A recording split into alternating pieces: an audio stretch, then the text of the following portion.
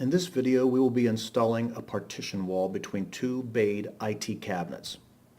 The part number that we will be installing is a 9971044. This is a 2,000 tall, 1,200 millimeter deep partition wall sand texture black. The supply includes the partition wall, a set of instructions, ground strap and associated hardware, and then steel plates for covering cable passage or plastic ones with knockouts to serve as grommets. On bayed cabinets, whether they're populated or not, they will be held together by 3 bang brackets in the front, 3 bang brackets in the back. We only need to remove the 3 in the front.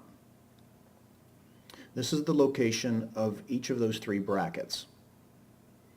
To remove those brackets, we're simply going to use a Torx 30 or a T30 screwdriver or bit with the cordless screwdriver.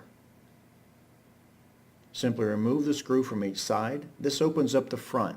Now the partition wall will slide in the groove at the top of the channel on the IT cabinet. You'll see the L-shaped lip that fits in the groove right under what's called the rain channel, and then you simply slide this in. This is very convenient if you already have populated cabinets and you're adding this as a retrofit.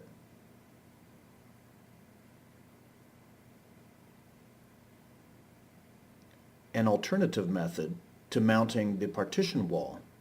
In the instructions will show you, based on the depth of your cabinet, you can measure to put a center mounting bracket, top and bottom. Then you can hang the panel on the side without having to slide it in, and then you put screws through the panel into the bracket. Although this may be convenient, most people don't do it this way because what will happen is once you bay other cabinets to this, you can't remove that panel then while it's attached to those center brackets, especially if the cabinets are populated.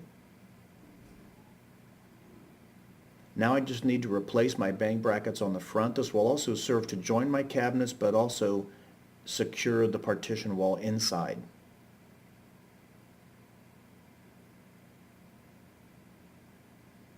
A little hack that I'll show you here is that you don't actually have to remove the doors to do this task. You can access the brackets and the area to put the partition wall just by opening the doors. This is by design. Now that you have your cabinets bayed together and your partition wall serving as a physical barrier between, you can now decide what you want to do for cable passage in the rear of the partition wall.